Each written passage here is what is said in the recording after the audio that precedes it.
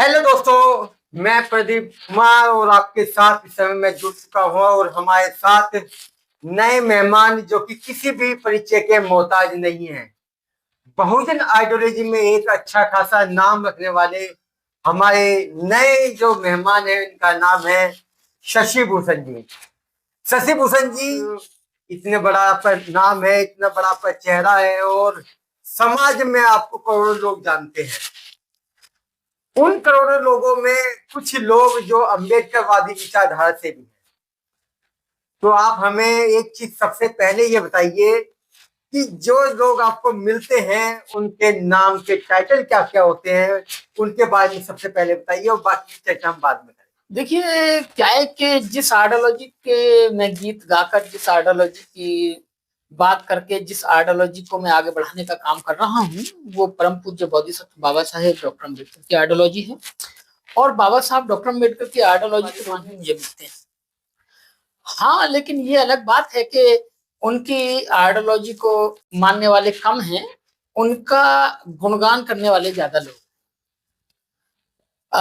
अपने शब्दों में कह ये सकते हैं कि वो कहते तो ये हैं कि हम बाबा साहब को मानते हैं, लेकिन वो बाबा साहब को सिर्फ जानते हैं और इस तौर पर जानते हैं कि बाबा साहब एक बहुत बड़े मसीहा थे।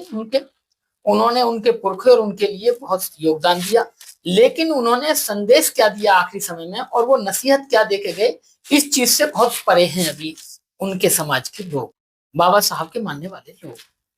तो इन जैसे कि अभी आपने बताया कि अम्बेडकरवादी जो विचारधारा के जो लोग हैं वो उन्हें सिर्फ मानते हैं, जानते नहीं। बिल्कुल। कि हम देखते हैं अभी काफी काफी सालों में हमने कुछ चीजें नोटिस करी हैं। एक शब्द आया हुआ है जाति का, जिस पर लिखा होता है कि द ग्रेट चमार। ये क्या है द ग्रेट चमार? ये क्या है? इसकी उत्पत्ति कैसे हुई? थोड़ा इसके बारे में। कुछ अनजान लोगों ने, जिन्होंने बाबा साहब को नहीं पढ़ा, जिन्होंने बाबा साहब को नहीं जाना, उन लोगों ने कुछ पागलपन कह सकते हैं, उस पागलपन में उन्होंने इस शब्द को निर्मित किया और उसका प्रचलन कर दिया। अगर वो लोग बाबा साहब के मानने वाले होते, वो लोग बाबा साहब को जानने वाले होते, वो लोग बाबा साहब को पढ़ने वाले लोग होते, तो वो लिखते द ग्रेट इंडियन, वो लिखते द ग्रेट भारतीय। लेकिन किसी धर्म जाति का टाइटल को वो ग्रेट नहीं बताते। तो ये बात आप बिल्कुल सोच सकते हैं कि वो लोग बाबा साहब को पढ़ने वाले और जानने वाले तो बिल्कुल नहीं हो सकते। हाँ, उनको मानने वाले लोग हो सकते हैं। मैंने खासकर देखा है कि जिस बोर्ड पे ग्रेट चार्टर्ड या ग्रेट चमार लिखा होता है, उस पर जय भीम लिखा होता है पहले ऊपर, लेकिन वो एक ऐसा जहर है कि पता है लेकिन फिर भी लिख देते हैं। जिस बाबा साहब डॉक्टर अंबेडकर ने जिस जाति को छोड़ दिया, उन्हीं के साथ फिर उसी नाम को जोड़ दिया जाए, तो इससे ज्यादा उनके विचारों का गला घोटने वाला कोई और नहीं हो सकता।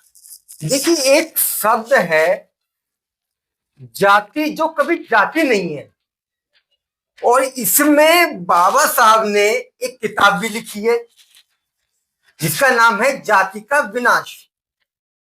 मगर जो जानने वाले लोग हैं, जो बाबा साहब को मानते हैं, और कुछ जानते भी हैं, ऐसा नहीं नहीं जानते, जानते भी हैं, मगर वो कहीं ना कहीं एक शब्द जाति का जोड़ देते हैं अपने नाम के पीछे और वो कहते हैं कि हम अम्बेडकरवादी हैं। जबकि बाबा साहब ने एक जाति में होते हुए, महार जाति समय थी, बाबा साहब ने जब बौद्ध धर्म ग्रहण करने से पहले वो महार थे।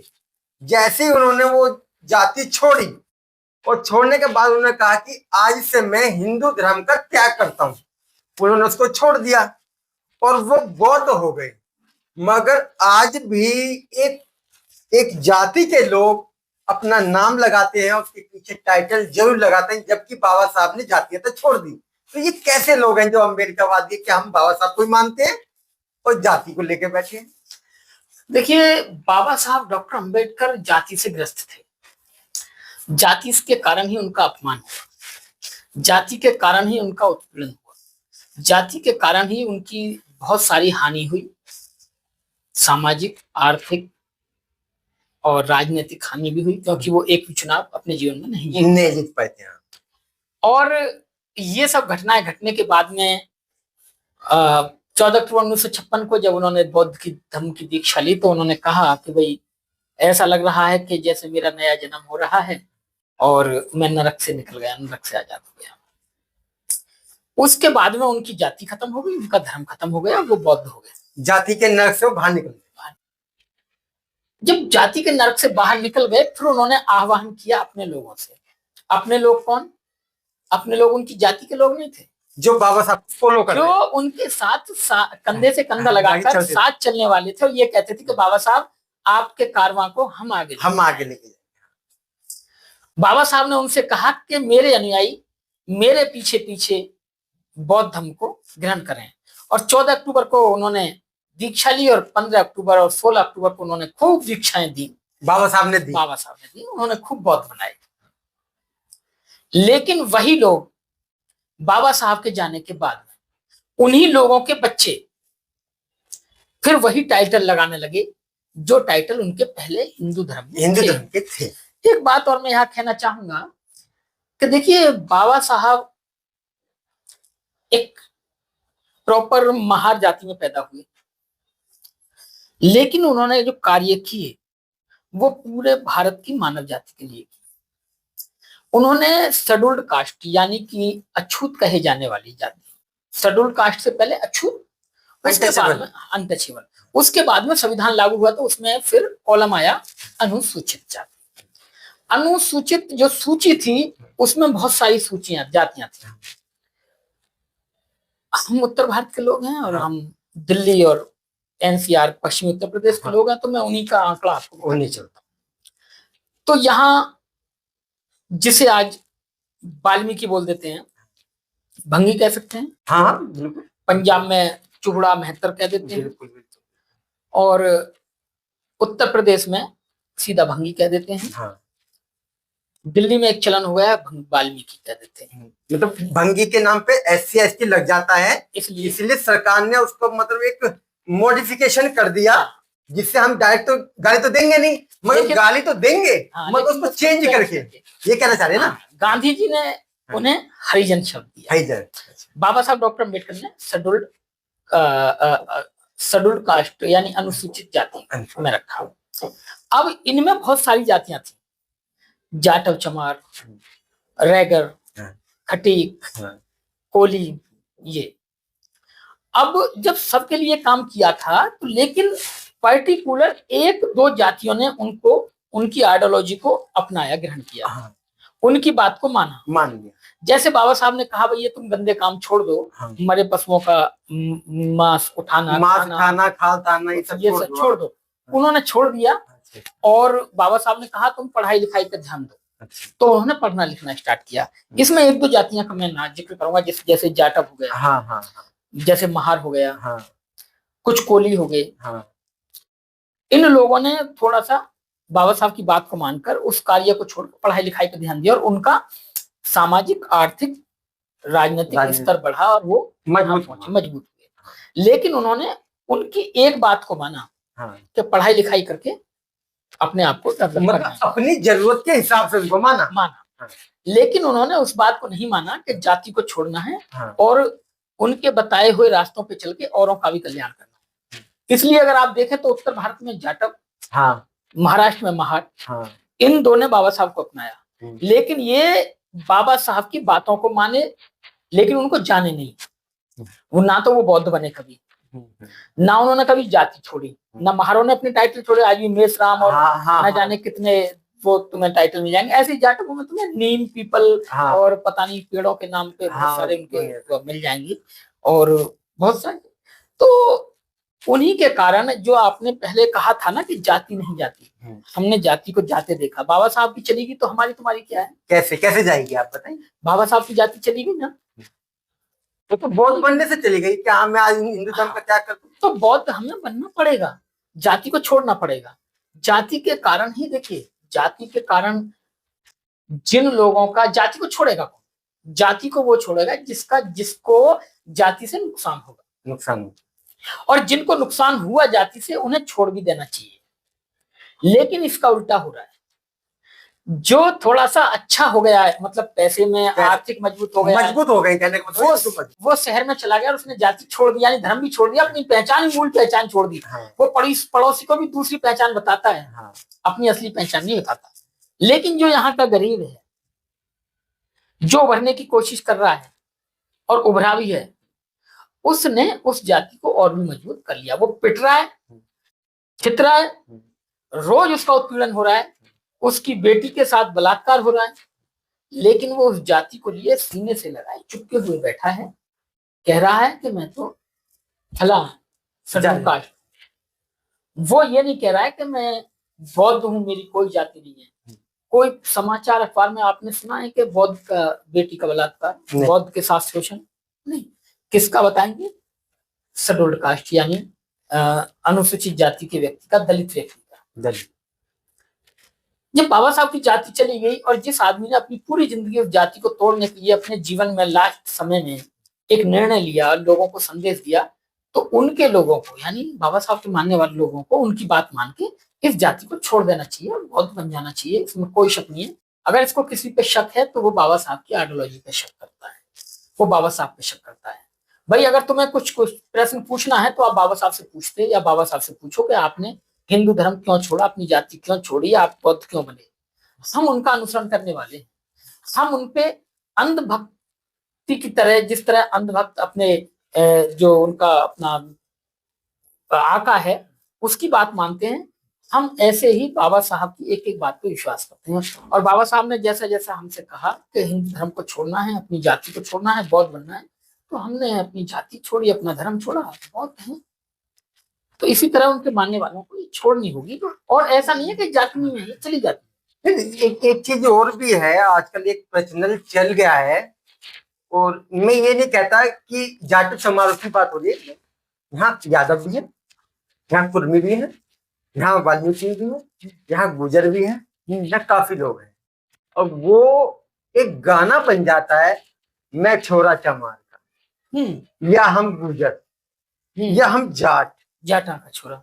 मतलब एक तरीके से वो जाति पर गर्व करने वाले गाने बना रहे हैं, और उनका उत्पीड़न भी हो रहा है। जैसे कि अभी आप देखें उत्तराखंड में उत्पीड़न हो रहा है, जैसे कि आप एमपी के अंदर भी देख सकते हैं, जैसे कि आप राजस्थान में देख सकते हैं, मूछे रखने पे भी पेशाब पिलाते हैं, तब भी मारते हैं। एक जाति गाने भी बना रही है, गाने के टाइटल पे मतलब अपना उत्साह दिखा रही है कि हम फलानी जाति के हैं, वो गौरव बड़ा महसूस कर रही। क्यों? ये जो प्रचलन है, ये अभी कुछ दिनों से आया, ये जो प्रचलन चला रहा है जाटव चमार के गाने वाले, ये आरएसएस का एक प्रोपेगेंडा है। वो लोग उन्हें फंडिंग कर रहे हैं कि आप इस तरह, क्योंकि देखिए जाति को कौन छोड़ना नहीं चाहता, ब्राह्मण क्षत्रिय वैश्य जाति को नहीं छोड़ना चाहता, क्योंकि उसको जाति से बेनिफिट है। लेकिन जिनको नुकसान है उनको छोड़नी चाहिए। अब जाति पे गाने जो बनाए जा रहे हैं वो आरएसएस उनसे बनवा रही है, क्योंकि अगर आरएसएस ब्राह्मणवाद सीधा हमसे कहेगा कि भाई जाति को छोड़ो मत, तो हम थोड़े से वो कहेंगे भाई क्यों ना छोड़ें, बाबा साहब तो छोड़ने के लिए कह गए, आर्गुमेंट करेंगे।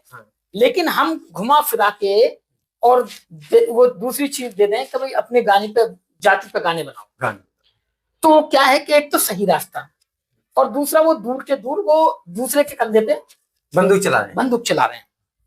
तो एक प्रोपेगेंडा यहाँ से है। अगर आपकी गाने, जाटव गाने बारातों में बजते हैं, आपकी बारात, आप मानवता के हित में काम कर रहे हैं। मैं तो ये कहता हूं कि बाबा साहब के जब बेटे की शादी हुई थी तो बाबा साहब अपने बेटे की शादी में खुद नहीं गए थे। तो बाबा साहब ने ये भी कहा है कि हमें अपने संस्कार बौद्ध धर्म से करना चाहिए, तो क्यों बारात चढ़ानी?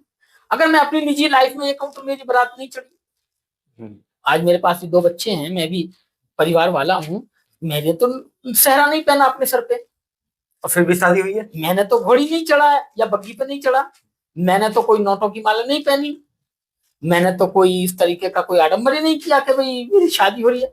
शादी मेरी भी हुई, लोग आए, खाना खाया, संस्कार हुआ और सब कुछ है। आज जो शादी के बाद होता है वो बीवी बच्चे, रोना धोना, हंसना गाना। आपकी शादी में कोई ऐसे चेहरे हैं जो आपको याद हो कि बड़े बड़े चेहरे हैं जिसे समाज के लोग जानते हो, ऐसा कोई है?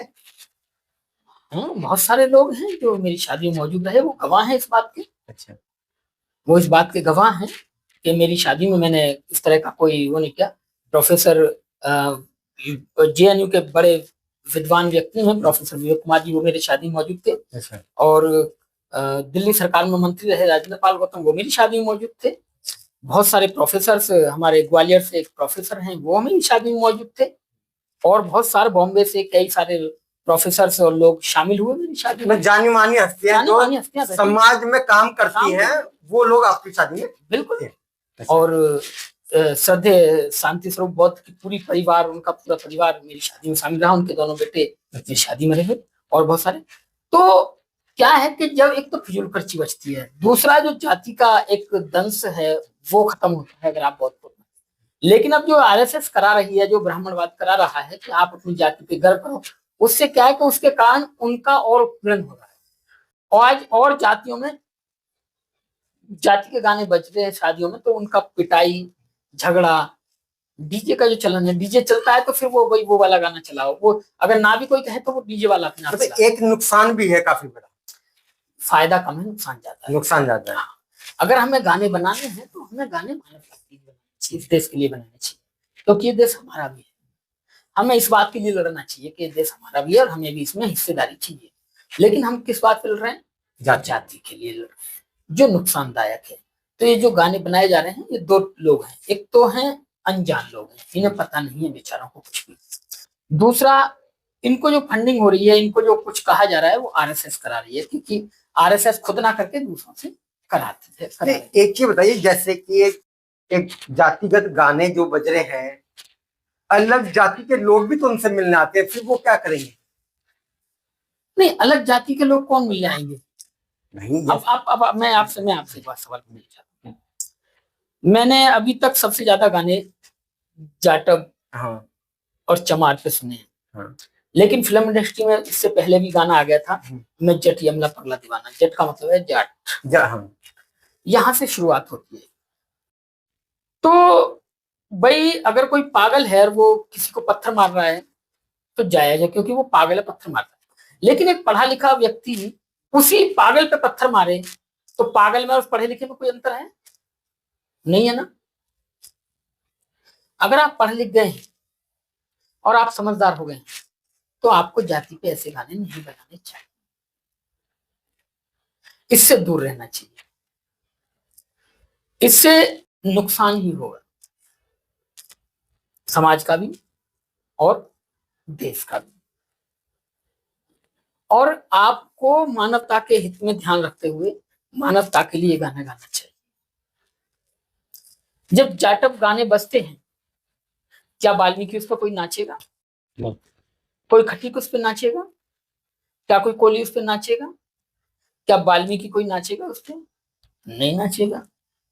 बल्कि मैं तो यहाँ तक कहता हूँ कि बाबा साहब डॉक्टर अम्बेडकर की जयंती पर भी जब जाटव के गाने बजते हैं और कोई बाबा साहब के मानने वाला किसी और समुदाय का और किसी कैटेगरी का लोग व्यक्ति उस जन सैलाब में होगा, उस जयंती में होगा, तो उन गानों को सुनेगा, क्या सोचेगा?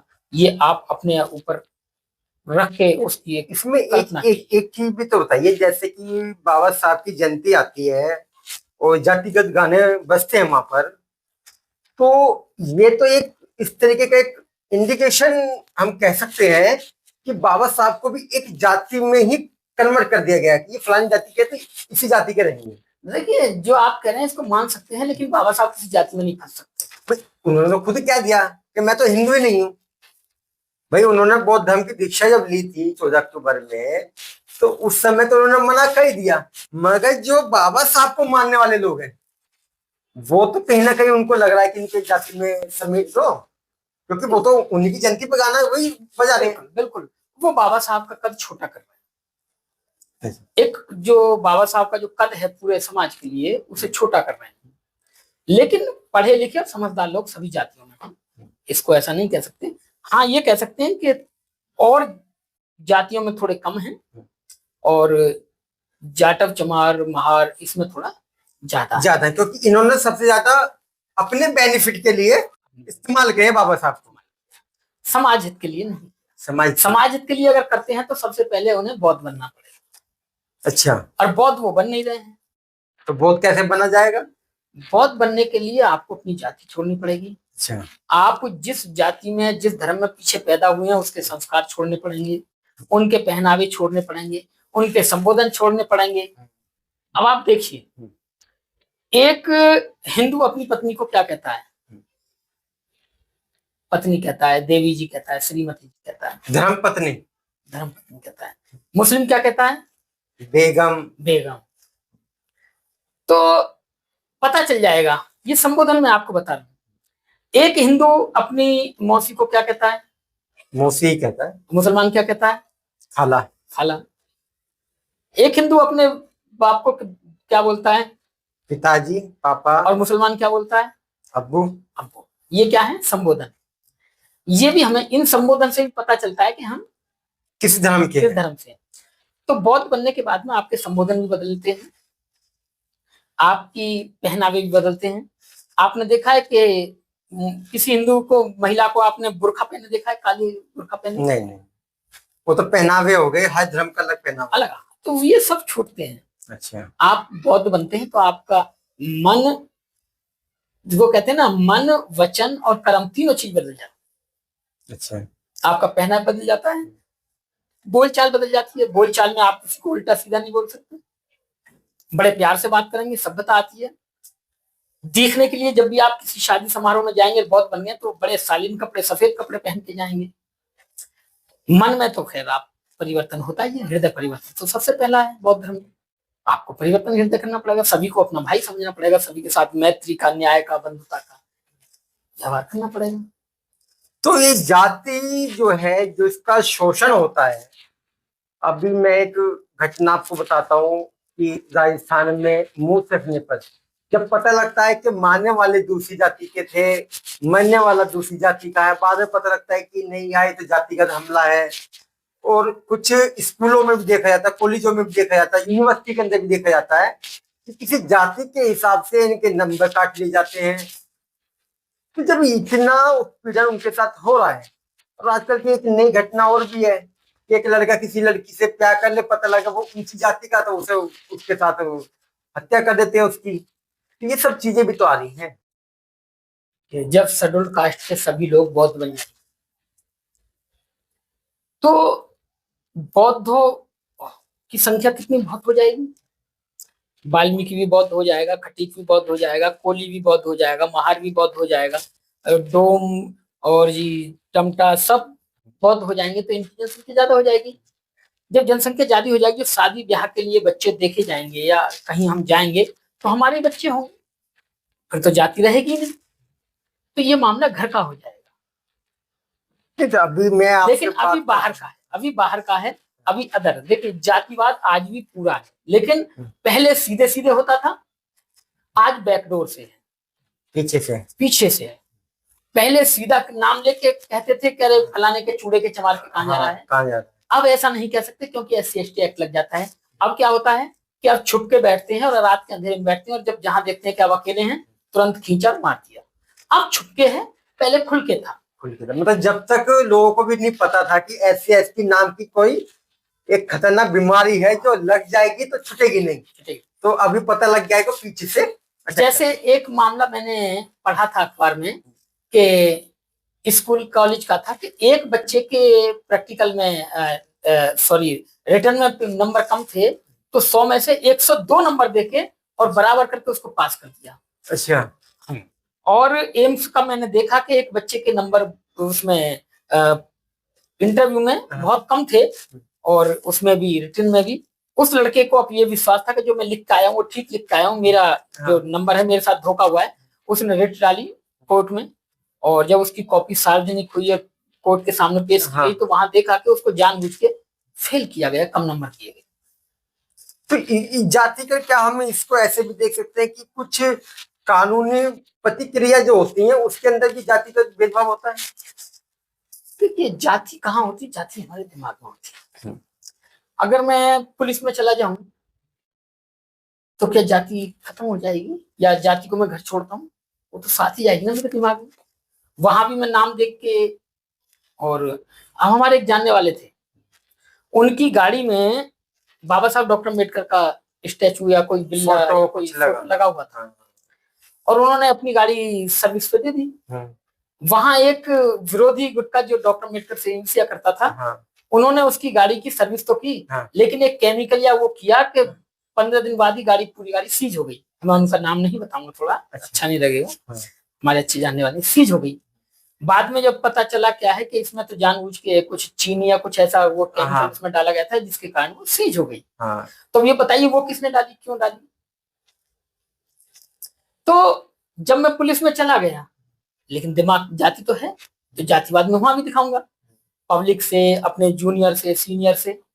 मैं जज बन जाऊं तो तब भी दिखाऊंगा, मैं नेता बन जाऊं तब भी दिखाऊंगा, मैं डॉक्टर बन जाऊं तब भी दिखाऊंगा, क्योंकि वो तो मेरे यहाँ घुसी हुई है। मेरे पेशे में, पेशा जो मेरा वो अलग चीज है, लेकिन जाति तो दिमाग में है ही।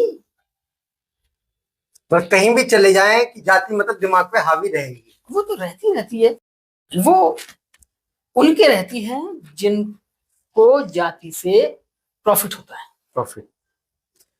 एक ब्राह्मण जाति को ले लेते हैं। हाँ। ब्राह्मण को जाति से कहीं नुकसान होता है? नहीं।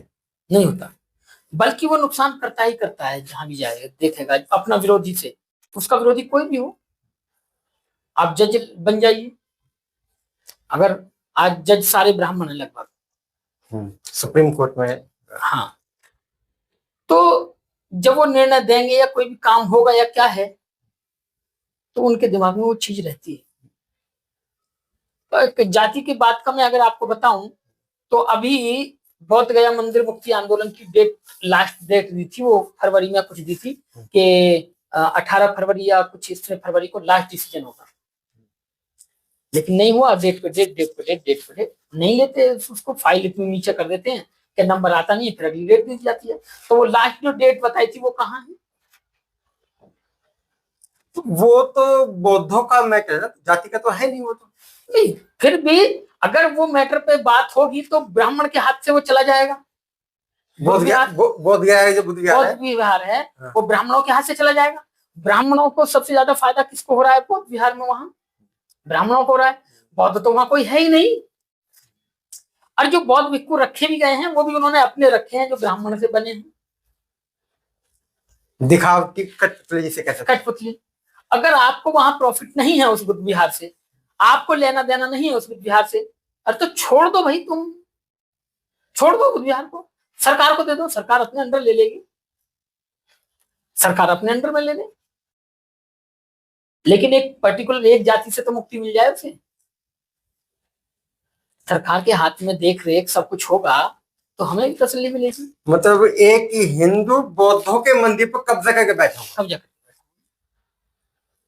दूसरी बात, जब देश आजाद हो गया और जो पुराने सारे कानून हैं वो खत्म हो गए, नए लग गए, तो उसी बुद्ध विहार पर पुराना कानून क्यों चला हुआ है? बीटी एक्ट 1949 जो चला हुआ है, 49 का क्यों चला हुआ है भाई? जब 50 में संविधान लागू हुआ और 50 से पहले की सारी चीजें खत्म हो गई, तो 49 को भी खत्म करो। अब तो 50 के बाद की बात करो ना। तो बीटी एक्ट 1949 क्यों लागू है देश आजाद होने की बात भी? तो आपको लगता है कहीं ना कहीं जाति धर्म जो है वहां पे वो हावी है? जाति हावी है। अच्छा, जाति हावी। तो वहां तो और पूंजीवाद भी तो हो सकता है कि पैसे के चक्कर में बैठे। नहीं, पूंजीवाद देखिए, पहले तो जातिवाद है, उसके बाद पूंजीवाद है। आप अरबपति, करोड़पति, खरबपति कितनी हो जाए, अगर शेड्यूल्ड कास्ट है तो आपकी कोई इज्जत नहीं है, पैसा होने के बावजूद भी। इसलिए जाति, और जाति जिसकी ऊंची है उसके लिए धर्म भी मायने रखता। ब्राह्मण के लिए हिंदू धर्म या कोई मायने नहीं रखता, उसको अपनी जाति मायने रखती है। तो ये जाति आजकल जो ये सब जातियों का जो बढ़ चढ़ के जो उभर रही है भोजन, इसको कैसे रोका जा सकता है जिससे मतलब एक सरकार भी देखती है कि हमारा वोट बैंक जो है फलानी जाति का है, तो वो वहीं पे ज्यादा प्रचार करती है और दूसरे को वो थोड़ा नुकसान नहीं कर देती है, तो वो फर्क नहीं पड़ता। जिन लोगों को जाति से नुकसान हो रहा है, जो रोज ठोकर खा रहे हैं, जो लोग रोजाना जिनके साथ बलात्कार हो रहा है, जिनके साथ रोज ज्यादती होती है, उन्हें उस जाति को छोड़ना पड़ेगा। आज नहीं, कल छोड़ना पड़ेगा। आज छोड़ देंगे तो अच्छी जिंदगी जीतेंगे, कल छोड़ेंगे तो पूरी जिंदगी नरक में चली जाएगी, और मरने से 1-2 घंटे पहले छोड़ी, फिर आपने क्या मजा लिया। तो ये मतलब जैसे कि अभी मैं जहां तक मुझे मालूम है, इस पूरे देश में 0.6% जो है बौद्ध है, ठीक है, और बाकी सब जातियां हैं। इनकी शादी ब्याह में तो दिक्कत आ सकती है, ऐसे मतलब छोड़ देते दिया, आज हमने जाति छोड़ दे, हम बच्चों की शादी कहाँ करें? अरे जिन्होंने छोड़ी है उनके साथ करें भाई। आपने छोड़ दी, मैंने छोड़ दी, आप किसी और जाति से थे, मैं किसी और जाति से था। जब हम बौद्ध बन गए तो तुम अपनी बेटी मुझे दे सकते हो, मैं अपनी बेटी तो आपको दे सकता हूँ। इसमें कहीं ना कहीं तो फिर पैसा वैसा भी तो देखा जाता होगा कि ये अमीर है, मैं गरीब हूँ जाएगी। जब आप बौद्ध बन गए तो फिर अमीरी गरीबी, छोटा बड़ा, संस्कार मैंने क्या पहले संस्कार की बात हुई ना, संस्कार हाँ। भी छोड़ बढ़ाएंगे। तो जो ये संस्कार तो हिंदू धर्म के हैं, शादी में लेना देना। अच्छा अच्छा। आप विदेशों में देखेंगे, विदेशों में तो नहीं होता ऐसा। दहेज नाम की चीज विदेशों में नहीं है। वहां तो शादियां भी बारात ऐसे नहीं जाती। अच्छा। वहां तो कोर्ट में शादी की और अगले दिन फिर थोड़ा सा खाना पीना, यार दोस्तों को बुलाया कि आज हमने शादी की है, और खाते पीते ये होता है। ये तो इसी देश में है, जातियों का देश। जाति। तो हमारी जो दर्शक हैं ये काफी समय से आपको सुन रहे हैं, तो लास्ट में आप इनको क्या संदेश देना चाहते हैं कि ये लोग अपनी जातियां छोड़ें और देश के हित में ये क्या काम कर सकते हैं? जाति के कारण ही ये देश गुलाम रहा, जाति के कारण ही ये देश पीछे रहा, जाति के कारण ही ये देश तरक्की नहीं कर पाया। इसलिए इस देश को जाति छोड़नी पड़ेगी। जाति छोड़ेंगे तो सब एक रहेंगे, आपसी मनमुटाव नहीं रहेगा, आपसी छोटा बड़ा नहीं रहेगा। यहाँ जब जाति छोड़ेंगे तो एक जाति छूटती है तो उससे जिससे रिलेटेड उसका धर्म है वो धर्म ही छूटता है। कुछ धर्म पाखंड फैलाते हैं, वो पाखंड छूटेगा, और ये देश वैज्ञानिक देश बनेगा। और यहाँ रोज रोज नई नई खोजें होंगी। यहाँ ऐसे नहीं होगा कि नहीं ये तो हमारे यहाँ 2500 साल पहले वेदों में लिखा है कि जहाज उड़ते थे, पुष्पक विमान था, ये था। ये मिथ्या चीजें खत्म होंगी और ये देश जापान की तरह, उदाहरण बता रहा हूँ, जापान की तरह विकसित देश होगा। यहाँ कंप्यूटर लैपटॉप घर घर में बनेंगे। लेकिन यहाँ बनते क्यों नहीं है? नहीं, यहाँ किसी ने, बच्चे ने जहाज बना लिया। ये तो आज बना रहा है, हमारे ग्रंथों में तो 2500 साल पहले, 5000 साल पहले पुष्पक विमान उड़ते थे। उड़ते होंगे भाई, लेकिन आज की बात करना किस कारण? वो अंधविश्वास। इसलिए आपको अंधविश्वास छोड़ना पड़ेगा, जाति छोड़नी पड़ेगी। देश को महान बनाने के लिए, विश्व गुरु बनाने के लिए फिर से आपको मानव बनना पड़ेगा। मैं ये भी नहीं कहता कि आप बौद्ध बनिए, मैं आपको किसी को प्रेशर नहीं कह रहा, लेकिन मैं प्रेशर से ये सबसे जरूर कह रहा हूं, आप इंसान बनिए। इंसान बनने के बाद में जब आपको लगे कि बौद्ध धर्म अच्छा है तो आप बौद्ध बनिए, वरना आप सबसे पहले इंसान बनिए। इंसान चलते हैं दोस्तों, हमारे साथ जो हमारे नए मेहमान आए थे शशि भूषण जी, जो कि समाज में अच्छा काम करते हैं, अपने गीतों से लोगों को लुभाने का काम करते हैं, उन्हें बाबा साहब डॉक्टर अंबेडकर और बुद्ध की विचारधारा को बताने का काम करते हैं। तो इनके साथ हमारी जो वार्तालाप हुआ है, तो ये आपको कैसे लगा इसके बारे में कमेंट बॉक्स में जरूर लिखें।